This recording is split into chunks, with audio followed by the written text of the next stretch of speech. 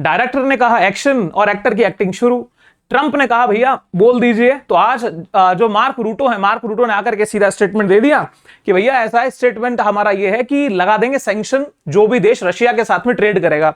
Specially Brazil, China और India की leadership को बोला है कि थोड़ा संभल के, और स्पेशली उनको फोन कर दो, कॉल टू पुतिन, ये लाइन बड़ी पॉपुलर हुई है, ठीक है, वो कॉल टू पुतिन, और उसको बताओ कि यार रुक जाओ वरना हमें भी प्रॉब्लम होगी, तुम्हें प्रॉब्लम है, समझाइश करो। नहीं समझा पाए, नहीं सेटल हुआ तो फिर जो सैंक्शन से उनके लिए तैयार रहो, सेकेंडरी सैंक्शंस लगेंगे।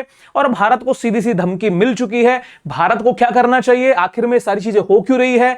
नाटो जो है, नाटो का ये दबाव है, नाटो के ऊपर ये दबाव है, नाटो भी इन सब चीजों में इक्वली जो बाकी कंट्रीज है वो मिलकर के चल रहे हैं। तो भारत को बहुत कुछ सोचने की जरूरत है। तो करते हैं शुरुआत, एक एक चीज को समझते हैं। नमस्कार आप सभी को, मेरा नाम है नीरज पारिक और आप देख रहे हैं Neeraj Pareek official YouTube channel. हम यहां पे करते हैं truth, insight and impactful content, वो भी अनफिल्टर्ड और अनबायस्ड मैनर में आपके साथ में डिस्कस। यदि आपको पसंद है, फर्स्ट टाइम देख रहे हैं और पहले भी देख चुके हैं बट सब्सक्राइब नहीं किया है, तो विदाउट एनी डिले सब्सक्राइब करिए और हमारी इस यात्रा में शामिल हो जाइए, जिससे हमें भी आपका सपोर्ट मिलेगा। मेरे साथियों, मार्क रूट आपको पता होगा, कल भी इनकी जो रीसेंट मीटिंग हुई थी ट्रंप के साथ में, उसके बाद में इन्होंने इनका जो ट्रंप ने तो स्टेटमेंट दे ही दिया था, बात करेंगे। पहले देखते हैं टाइम्स ऑफ इंडिया ने क्या कवर किया है। आज की खबर है सर 16 जुलाई की 2025 10:03। Russia Ukraine peace deal, NATO threatens sanctions on India, China, Brazil, mark Ruto says call Putin. मतलब 3 देशों को धमकी है, सीधी सरल बात कह दी। अब सर ये जो क्या है, ये तो एक्टर वाली बात है, डायरेक्टर ने एक दिन पहले बोला था। यही द हिंदू में कवर हुआ था सर 14 जुलाई 2025 को रात को 11:20 पे। Trump threatens Russia with tariff, ठीक है, if Ukraine was is not resolve in 50 days, ठीक है। उसके पहले आपने economic sanction, economic bunker buster वाला एक बात सुनी होगी कि 500% हम लगाएंगे, उसके बारे में चर्चा करने वाले हैं। तो कुल मिलाकर के धमकी ये है कि 50 दिन के अंदर या तो रशिया जो है वो इस सारे मैटर को सॉल्व कर ले, पीस टॉक में शामिल हो जाए, डील सिग्नेचर करे और मामले को शांत करे। अदरवाइज 50 दिन का पीरियड यदि क्रॉस कर लिया, उसके बाद में जो होगा ना सर, फिर वो अमेरिका देखेगा। हम युद्ध भी करेंगे, हम सैंक्शंस भी लगाएंगे, और जो साथी लोग हैं तुम्हारे, स्पेशली इंडिया, चाइना और ब्राजील, कुल मिलाकर के सर ब्रिक्स को टारगेट करने की बारी है। क्योंकि अभी ईरान जो है, ईरान से इनको मैटर छूट गया, ईरान से मैटर छूटा, नया मैटर चाहिए था। तो मदारी को क्या चाहिए, खेल खेलना आता है, तो नया खेल यहां शुरू कर दिया इन्होंने। अब जो सर हो रहा है वो ये है कि रशिया को कैसे काउंटर किया जाए। 3 मेजर ऑब्जेक्टिव पे ध्यान दीजिएगा। पहली चीज, रशिया को आइसोलेट करना है पूरी तरह से। दूसरा काम यह है कि ब्रिक्स को कमजोर करते हुए, या फिर कमजोर भी नहीं कहें तो ब्रिक्स की उठती हुई ताकत को रोकना है, जिससे कि G7 और आपके नाटो की सुप्रीमेसी बरकरार रहे। और तीसरा, दुनिया के अंदर उदारवाद का, लिबरलिज्म का झंडा बुलंद रहे, तो बाकी सब लोग अमेरिका के झंडे तले चलें। यानी वेस्टर्न आइडियोलॉजी, फिर वो चाहे पॉलिटिकल हो चाहे इकोनॉमिक हो, हावी रहे तो वेस्ट रहे। ये 3 मेजर ऑब्जेक्टिव हैं जिसको रशिया शुरू से चैलेंज कर रहा है। उसके खिलाफ ये लोग आकर के खड़े हो चुके हैं, लामबंद हो चुके हैं। अब मेरे दोस्तों, सेकेंडरी टैरिफ में बता चुका हूं, ये वो टैरिफ होते हैं जो साथी देशों पे लागू हो जाएंगे। अब यहां पे जो ब्रिक्स की रीसेंट इमेज आई, इस ब्रिक्स की रीसेंट इमेज को बहुत गहराई से देखो मेरे दोस्तों। अगर आप साउथ अफ्रीका को छोड़ दें तो सर धमकी ब्राजील के लिए भी है, धमकी चाइना के लिए भी है, धमकी इंडिया के लिए भी है, और सर्गेई लावरोव को आप यहां देख रहे हैं, इनके लिए तो एकदम क्लियर कट बात है, बिकॉज इनके तो साथ के अंदर सारी लड़ाई हो ही रही है। तो कुल मिलाकर के साउथ अफ्रीका को छोड़ दिया जाए तो कुल मिलाकर समझ लो पूरा का पूरा ब्रिक्स जो है वो यूएस के टारगेट पे है। अब ब्रिक्स आखिर में टारगेट पे क्यों है, सोचने वाली बात है। ब्रिक्स को कल परसों कुछ दिन पहले के स्टेटमेंट के अंदर तो ट्रंप कह रहे थे कि भाई हाँ, वो ये जरूर है कि वो चैलेंज करने की कोशिश कर रहे हैं, डॉलर के सिस्टम को चैलेंज करना चाहते हैं, बट वो उसको मैं कुछ सीरियस नहीं लेता। मतलब ब्रिक्स को सीरियस नहीं लिया तो फिर ये एक्शन किस चीज के आप ले रहे हो? आप 10% की बात क्यों बोले थे? थोड़ा गौर करो सर। यहां पे 3 लीडर्स हैं। इधर ब्राजील के प्रेसिडेंट लूला डी सिल्वा हैं, इंडिया के प्राइम मिनिस्टर नरेंद्र मोदी हैं, और चाइना के जो प्रेसिडेंट है शी जिनपिंग है। ये 3 लीडरशिप को मेजर टारगेट में लिया है। यहां पे सबसे इंटरेस्टिंग देखना यह होगा कि हमें मेन तो सर मसला इंडिया से है, हमारी अपना देश है, तो इंडिया किस दिशा में जाएगा। लेकिन इंडिया को जिस देश से सीख लेनी चाहिए वो फिलहाल में सर ब्राजील मुझे होता हुआ दिख रहा है। ब्राजील किस मायने में दिख रहा है, और चाइना भी बहुत हद तक है। क्यों है? क्योंकि चाइना ने जिस तरीके से अपने आप को इकोनॉमिकली, बिकॉज मैन्युफैक्चरिंग सेक्टर को जितना डीप में पेनिट्रेट चाइना ने किया उतना हिंदुस्तान नहीं कर पाया। कभी आप एनालिसिस करेंगे ना इंडियन इकोनॉमी का, थोड़ा सा समझ लीजिए इस बात को कि भारत की अर्थव्यवस्था प्राइमरी सेक्टर यानी प्राथमिक क्षेत्र से निकल के आना चाहिए था सेकेंडरी सेक्टर में, उद्योग में, निर्माण में, विनिर्माण में। तो जो मैन्युफैक्चरिंग सेक्टर या सेकेंडरी सेक्टर को जंप करते हुए इंडियन इकोनॉमी डायरेक्टली चलेगी सर्विस सेक्टर में, ठीक है। तो अब उसकी पूर्ति भारत मेक इन इंडिया के थ्रू कैसे करने की कोशिश कर रहा है। तो क्या है, आज की डेट में चाइना को दबाव देना थोड़ा मुश्किल है, चाइना पे इतना दबाव नहीं बना पाएगा। ब्राजील इंडिया पे बनाया जा सकता है, लेकिन ब्राजील ने अच्छा खासा रिटेलिएट किया, इसके बारे में बात करूंगा। अब इनके ऊपर जो फोर्स डाला जा रहा है, तो ब्रिक्स की थोड़ा सा पोटेंशियल को आप समझो कि आखिर ब्रिक्स टारगेट में क्यों है। 42% दुनिया की पॉपुलेशन ब्रिक्स में B for Brazil, R for Russia, BRI for India, C for China and S for South Africa. इन 5 देशों का यह समूह है मेनली, लेकिन अब ये ब्रिक्स प्लस हो चुका है, उसके बारे में बात करूंगा।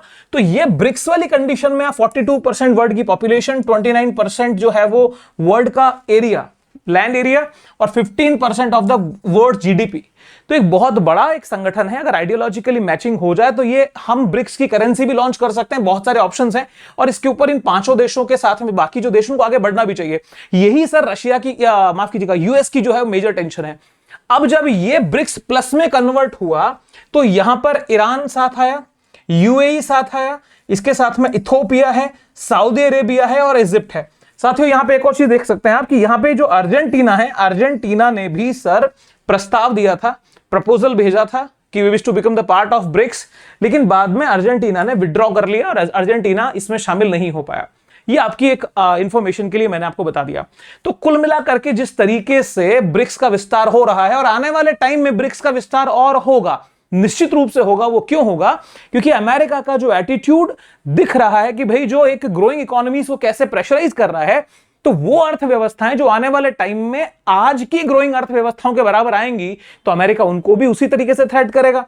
ठीक है, तो सर वही चीज को लेकर के एक सिक्योरिटी की फीलिंग होती है, बिकॉज यहां पे मल्टी पावर ब्लॉक्स है, कोई देश का दबाव नहीं है, कोई पॉलिटिकल प्रेशर नहीं है, कोई पॉलिटिकल आइडियोलॉजिकल बाउंडेशन नहीं है। ठीक है, अब इसके अंदर सर एक तड़का लगता है। वो तड़का क्या लगता है? वो तड़का ये लगता है कि एक्स्ट्रा 10% टैरिफ की बात कौन बोल रहा है? ट्रंप बोल रहे हैं। जब आपने इसको सीरियस नहीं लिया, जब आप इसको कुछ मानते नहीं, तो फिर आप 10% एक्स्ट्रा टैरिफ ऑन ब्रिक्स की बात क्यों करते हैं? इसकी चर्चा बीते दिनों रही। तो कुल मिलाकर के दिमाग के अंदर क्लियर है कि रशिया जो है वो ब्रिक्स के थ्रू खुद को बिल्ड कर रहा है, खुद को और स्ट्रांग बनाना चाहता है। बस उसको कैसे भी करके रोका जाए। और ब्रिक्स के अंदर मेजर कौन आपको देश देखने को मिल रहे हैं? इंडिया, चाइना और ब्राजील। बस इन 3 को लेकर के इन्होंने खुली धमकी जो है वो देना शुरू कर दिया है। अब मेरे दोस्तों, यहां पे जिन शख्स को आप देख रहे हैं, ये है टर्की के प्रेसिडेंट। अब टर्की के जो राष्ट्रपति हैं, टर्की के राष्ट्रपति ने ऑफिशियली, टर्की ने ये एक स्टेटमेंट दिया चाइना के पास कि भैया हम जो है वो ब्रिक्स का पार्ट होना चाहते हैं। और ये खबर पूरे नाटो के लिए, स्पेशली अमेरिका के लिए कपा देने वाली थी, टेंशन देने वाली थी। क्योंकि एक नाटो मेंबर ब्रिक्स का मेंबर क्यों बनना चाहता है? तो नाटो की आने की इच्छा तो साहब इनकी भी है, एर्दोगन की। और आपको समझा दें, ये जो टर्की है, ये आज के टाइम में मुस्लिम वर्ल्ड का खलीफा बनने का सपना देखता है। ये रशिया से भी रिलेशन रखना चाहता है, ये अमेरिका से भी चाहता है, लेकिन जो इसकी डील जिस तरीके से बंधा हुआ है वेस्ट के साथ में, तो बहुत ज्यादा गुंजाइश इसकी बनती नहीं है। तो भले ही भारत और चीन का जो एक्शन था वो इसके अगेंस्ट था और इसकी एंट्री ब्रिक्स में नहीं हुई, एक तरह से वीटो कर दिया गया। इसको एंट्री ऑफिशियली कोई डिस्कशन नहीं हुआ, लेकिन एक होता ना कि पीछे से ही नाजी ना, इनकी एंट्री नहीं, तो इनको एंटरटेन नहीं किया गया। अगर टर्की भी इसमें शामिल हो रहा हो तो आप थोड़ा सोच के देखिए, तो ये अमेरिका के लिए चैलेंज की बात है या नहीं है? तो अमेरिका के लिए चैलेंज की बात है, और साथ ही साथ नाटो जिसका ये मेंबर है और EU जिसका ये कभी सपना देखा करता है कि भाई हम भी EU के मेंबर हो जाएं। तो कभी आपने बहुत पुरानी जीके की किताबें पढ़ी होंगी ना, जो बसों में मिला करती थी बचपन में, तो हमने पढ़ा है, उसमें लिखा होता था कि कौन सा देश यूरोप का कीड़ा कहलाता है, तो नाम आता था तुर्की। हमें समझ नहीं आता यूरोप का कीड़ा क्यों कहते हैं, क्योंकि असल में ये चाहता है भाई मुझे आप यूरोपियन यूनियन का हिस्सा बनाओ। लेकिन 2005 के बाद में चर्चाएं कुछ विशेष नहीं है, बहुत ज्यादा डिस्कशन में ये चीज चर्चा नहीं आई। तो जब ये टर्की ब्रिक्स का हिस्सा होना चाहता है, तो ये यूरोपीय ऑर्गेनाइजेशंस भी अब शक की निगाहों से देख रहे हैं कि भैया क्या करें, बिकॉज टर्की की नाटो जो कंट्रीज हैं, स्पेशली यूरोपियन यूनियन के बहुत सारे देशों से बहुत गहरे टाई अप्स हैं, डील्स हैं। तो जैसे जैसे ब्रिक्स का माहौल बन रहा है, वैसे वैसे अंकल को टेंशन होना लाजमी है। अब आप देखिए कि कल ही 15 जुलाई को खबर कल हमने कवर की थी। पूछा गया जेलेंस्की से, साफ पूछे कि भाई साहब क्या आप अटैक कर सकते हो, ठीक है, निजी तौर पे बोला है, क्या उस पे मॉस्को पे अटैक कर दोगे, क्या सेंट पीटर्सबर्ग पे अटैक कर दोगे। और जनाब ने ये एरिया को दिखा दिया, क्या मॉस्को एकदम नजदीक पड़ रहा है, सेंट पीटर्सबर्ग एकदम नजदीक पड़ रहा है। कुल मिलाकर के एक साइकोलॉजिकल प्रेशर, एक डिप्लोमेटिक प्रेशर क्रिएट करने का सीधा सीधा प्रयास जो है वो अमेरिका के द्वारा किया जा रहा है, कैसे भी करके रशिया के पैर बांध दिए जाएं और जो है वो उसको कंट्रोल किया जाए। लेकिन हो क्या रहा है, चीजें थोड़ी उलट करके जा रही हैं। अब यहां पे इन्होंने कह दिया था जेलेंस्की ने कि भैया हम कर लेंगे सारी चीजें, बशर्ते आप हमें हथियार प्रोवाइड करा दो। ये इमेज अगर आपको समझनी है तो 2 दिन पुराना हमारा वीडियो देखिए, यहां पे आई बटन में दिख रहा होगा, ये पूरा कैरेक्टर आपको समझ में आएगा आखिर में हमने इस इमेजेस के थ्रू क्या एक्सप्लेन किया था। अब मेरे दोस्तों, ये हथियारों की बात, युद्ध की बात, उसके साथ में आप तो डायरेक्टली वॉर की बातें आ रही हैं, साथी देशों को फंसाने की बात आ रही है, वे प्रॉब्लम में डाल देंगे। दूसरी चीज कुछ दिन पहले चर्चा में यह भी था, सैंक्शनिंग रशिया 2025, और यहां तो सर छोटी मोटी बात नहीं की गई, सीधी 500% का टैरिफ लगाएंगे, जो कि सेकेंडरी टैरिफ होगा, इंडिया पे भी लगेगा, चाइना पे भी लगेगा, जो भी साथी इसके साथ डील करेंगे रशिया के साथ, हम उसको प्रॉब्लम में डाल देंगे। अब क्या है सर, मसला इन दोनों के टेंशन का है। इन दोनों के टेंशन का थोड़ा बैकग्राउंड समझिए मेरे साथियों। जब यूएसएसआर का पतन होता है, यूएसएसआर के पतन के बाद में यूक्रेन एक इंडिपेंडेंट नेशन बनता है, और यूक्रेन जैसे ही एक इंडिपेंडेंट नेशन बना, एक अलग राष्ट्र बना, इसका झुकाव यूएसए की तरफ हुआ। कुल मिलाकर के इसने उदारवाद को अपनाया, लिबरलिज्म को एक्सेप्ट किया। तो जहां से ये उदारवाद के साथ गया, वैसे ही रशिया के साथ में संबंध कमजोर होना शुरू हो गए। लेकिन सर इन सब बातों के अंदर तनाव बढ़ते बढ़ते 2014 का साल और उसके बाद 2022 का साल बड़े महत्वपूर्ण होते हैं। 2014 के अंदर ये जो हिस्सा आप देख रहे हैं डार्क ग्रीन कलर में, इट इज कॉल्ड क्रीमिया। ये क्रीमिया जो एरिया है, इस क्रीमिया के इलाके पे रशिया ने अपना अधिकार कर लिया। यूक्रेन कहता है जी मेरा है, रशिया कह रहा है जी हमारा है। इसके ऊपर कब्जा किया तो रशिया और यूक्रेन के बीच में तनाव, टेंशन, झगड़े शुरू हुए। लेकिन बाद में आते आते 2022 के अंदर तो आमने सामने का सीधा युद्ध शुरू हुआ। अब इसके बीच में ऑपरेशन स्पाइडर्स वेब, आपको पता होगा कि 40 ज्यादा स्ट्रेटेजिक बॉम्बर्स यूक्रेन ने तबाह कर दिए थे, तो नाटो की मदद से ही हुए थे। और जो इसमें इंटरेस्टिंग बात और देखिए कि जो बॉम्बर्स जो तहस नहस किए रशिया के 40 स्ट्रेटेजिक बॉम्बर्स, उनको जो नष्ट करने में ड्रोन यूज किए थे, वो ड्रोन कहां से मिले थे? वो ड्रोन मिले थे टर्की से। अब टर्की चाहता है जी हम ब्रिक्स में भी एंट्री हो जाएं, तो कुल मिलाकर के खैर इनबैलेंसिव थॉट है, पॉसिबल फ्यूचर में हो तो बात अलग है। तो जब इतना कुछ हुआ तो अंकल की एंट्री, अंकल ने कहा ठीक है अभी हम बताते हैं, हम सब सेट कर देंगे, हथियार वथियार दिए सब। तो अमेरिका की दुनिया को लीड करने के, या एक शब्द दूसरा दूं, दुनिया को डील करने के लिए, जिससे कि वो दुनिया को लीड कर सके, ठीक है, दुनिया को ऐसे डील करो कि उसको लीड कर सको, उसके कुछ हथियार यहां पे हैं। उसमें से एक है सुप्रीमेसी ऑफ यूएसडी, डॉलर की प्रभुसत्ता बरकरार रखी जाए, डॉलर को कभी कमजोर ना होने दिया जाए। डॉलर के अगेंस्ट में कोई जाएगा, करेंसी दूसरी के लिए नाटक करेगा तो खेल कर दिया जाएगा। पहली चीज, लीबिया में यही हुआ, इराक में यही हुआ, बहुत सारे उदाहरण है सर इसके। दूसरी चीज है sir petroleum, crude oil. Crude oil के ऊपर, क्रूड ऑयल का ट्रेड जो है वो डॉलर में ही हो, पूरी कोशिश यही होती है, इसी को पेट्रो डॉलर का कॉन्सेप्ट कहते हैं। इराक क्यों बर्बाद हुआ, लीबिया क्यों बर्बाद हुआ, इसीलिए बर्बाद हुए, और बहुत सारे देशों के साथ में यही काम हुए। तो कुल मिलाकर के पेट्रोलियम की लेन देन जो होगा वो डॉलर में होगा। इंटरनेशनल करेंसी के रूप में डॉलर की एक्सेप्टेंस को मेंटेन कराया, और एक बैंकिंग सिस्टम डेवलप किया जिसे कहते हैं स्विफ्ट। आज हिंदुस्तान के लगभग सारे बैंक स्विफ्ट सिस्टम को यूज करते हैं। रशिया के ऊपर 2022 के बाद में जब सैंक्शंस और गहरे किए, बिकॉज 14 से ही सैंक्शन चल रहे हैं, 2022 के बाद में जब और गहरे किए मेरे दोस्तों, तो वहां एक काम ये कर दिया कि इसको स्विफ्ट से बाहर कर दिया। बैंकिंग सिस्टम को कोलैप्स करने की कोशिश की, रशिया ने अपना बना लिया। अब इंडिया के पास में विकल्प है, भैया रशिया ने जब बना ही लिया है तो रशिया के आप उस सिस्टम को यूज कर सकते हैं। आप उसको एक डोमेस्टिक एग्जांपल यूपीआई के बेस पे समझ लीजिए, बट यूपीआई एक डोमेस्टिक लेवल का है, थोड़ा छोटे लेवल का है, टेक्नोलॉजी थोड़ी छोटी है। एक बड़े बैंकिंग सिस्टम भी इंडिया डेवलप कर सकता, कोई बड़ी बात नहीं है। लेकिन जब उस विपरीत स्थिति में जब सारे हथियार यूज कर लिए, तो सर दो साथी इसके साथ में से कंधे से कंधा मिलाए थे, एक इंडिया एक चाइना। दोनों देशों ने बराबर का सपोर्ट किया।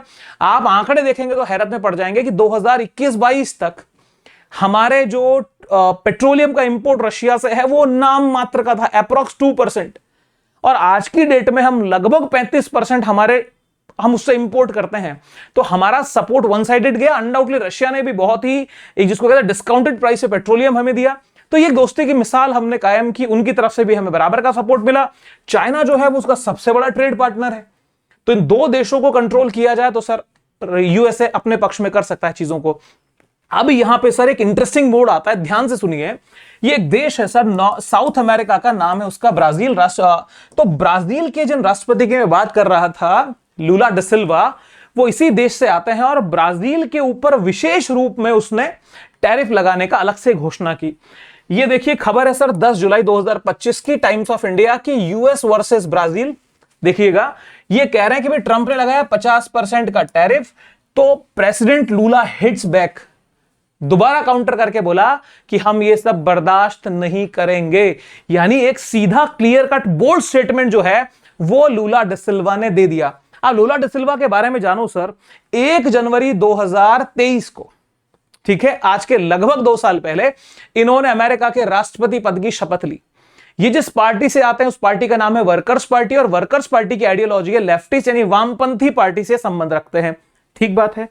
अब ये 2023 में जब इन्होंने शपथ ली, इनकी एज थी 77 ईयर्स, और ये ब्राजील के अब तक के सबसे उम्र दराज या सबसे बुजुर्ग राष्ट्रपति के रूप में ये मौजूद हैं। आज के टाइम में क्या एज होगी? 79 ईयर्स ओल्ड, ठीक है, अप्रॉक्स 79 प्लस। तो 79 ईयर्स का एक नेता खुल के सीधा सीना ठोक के जवाब दे दिया और साफ कहा कि भैया हम बर्दाश्त नहीं करेंगे। तो यह खबर बड़ी वायरल हुई सर। अब यहां पे हमें जरूरत क्या आ गई? इंडिया की। अब देखो, अब जब वो लेफ्टिस्ट है तो रशिया के साथ में सीधे सरल संबंध होंगे, कोई रोकने वाला ही नहीं है। चाइना के साथ में अच्छे रिलेशन होंगे ही होंगे, और भारत और ब्राजील के संबंध काफी पुराने समय से ठीक चले आ रहे हैं, तो उसमें भी कोई गतिरोध नहीं है। तो अब यहां पे क्या बात आई? भारत को किस दिशा में जाना होगा, भारत किस दिशा में सोचेगा, उस चीज को अगर हमें और गहराई में समझना है तो एक और शख्सियत को याद कर लेते हैं। अमेरिका शायद इन्हें भूल गया है। आपको अगर समझ आ रहा है ये कौन है, चलिए, इनका नाम है फिदेल कास्त्रो। ये फिदेल कास्त्रो क्यूबा के नेता हुआ करते थे सर। और जब ये कोल्ड वॉर जब आप सुनते हैं 1945 से 90 तक का, 1990 तक का, उस कोल्ड वॉर को हॉट बनाने का काम अगर किसी ने किया तो वो फिडेल कास्त्रो हैं। रशिया के एकदम समर्थन में थे, और इनकी लोकेशन अगर आप देख लो अपने देश की तो आप बड़े हैरत में रह जाओगे। खैर, फिडेल कास्त्रो ने खुला चैलेंज दिया, कभी हार नहीं मानी, डटे रहे, और मतलब जिसको बोलते हैं ना कि कुछ ना कर पाया अमेरिका। और इनकी लोकेशन देखोगे तो चौंकोगे। भारत के साथ में क्या संबंध रहे हैं कि इनके, बात करेंगे सर। ये यूएसए, और यूएसए के बिल्कुल करीब ये रहा क्यूबा। क्या डिस्टेंस है सर? एक छोटी सी खाड़ी बीच में है। यहां पर इन्होंने परमाणु बम से लैस एक मिसाइल जो है वो अमेरिका की तरफ तान दी थी, और वो क्यूबा मिसाइल क्राइसिस के नाम से जाना जाता है सर। कभी डिप्लोमेसी में गन बोट डिप्लोमेसी होती है, वो गन बोट डिप्लोमेसी का एग्जांपल इसने दिया।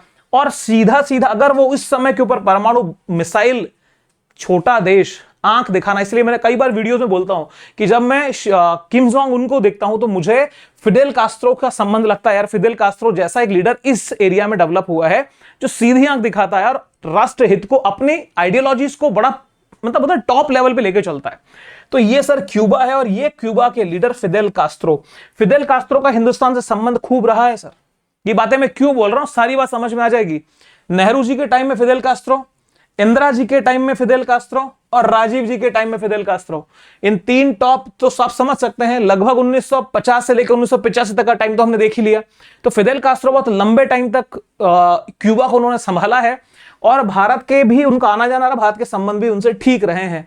तो एक इसका उदाहरण हमारे सामने है, लूला ड सिल्वा का एग्जांपल हमारे सामने है। तो साहब, अब जब ये ट्रंप जो है ये टैरिफ टैरिफ टैरिफ, ये टैरिफ, रेसिप्रोकल टैरिफ, कभी स्टील टैरिफ, कभी इसको बोलते हैं सेकेंडरी टैरिफ, कभी रशिया का वो इकोनॉमिक बंकर बस्टर 500% टैरिफ, और फिर दबाव क्या है? ट्रेड डील करो।